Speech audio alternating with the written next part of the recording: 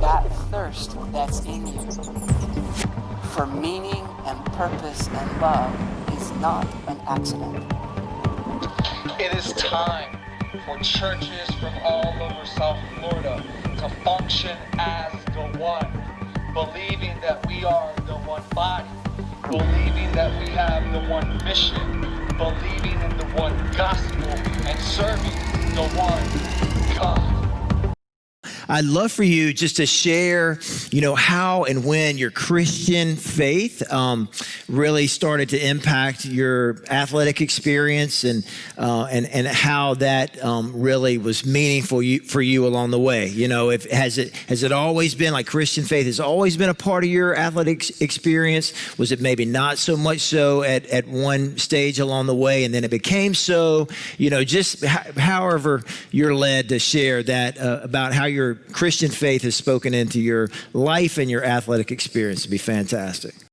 For me personally, it's a journey. And I mean, very similar to what Chris just described, in that I had a mom that was very focused on ensuring that all four of us, me and my three brothers, were in church on Sundays. And I didn't really understand it at the time, why she was so focused on that, but that was really cultivating the love that I had for the Lord at a very young age. And as I grew older, that connection, moving my way into college and now post-grad, and now as I raised three young children, and my wife and I, we've made a commitment to each other to raise our children in the church and try to develop that love for Jesus at a very young age. But certainly throughout my athletic career at Duke, got to church sometimes, not as much as probably I would have liked, but certainly tried to surround myself with other young men and women that were in the faith, whether it be through Fellowship of Christian Athletes and other opportunities, going to church on Sundays and things like that. But it really was a journey, and I can say, each stage is trying to be better than the last. Yeah, so, absolutely, for sure. Michael, you want to share anything? Just with my faith, walking into it, I believe that we're kind of all brought to it, and it gets put on our attention of when is our faith going to step up.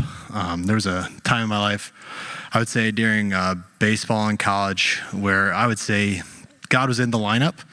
He wasn't at the top of the lineup. And I would say like a very lukewarm relationship. Sure. I think that he was definitely a part of my life growing up, youth group, always had a moral compass. Our parents were great at taking us to church, being involved. It was a big part of having other great role models in our lives that weren't just all around athletics. My dad was a high school basketball coach. I was around the game all the time, but having great other people in your life, they were the guidance. And I would say even playing baseball and basketball in college and having guys, like Nick said, of like faith is huge. I think that's the hardest thing. We had such a different balance on our baseball team, and trying to be a leader on your team and a captain, like he would say, like a comedian, necessarily more than the leader. I would say, most times be a leader, guy that's going to lead the drills and be the first guy to practice, last guy to leave type deal.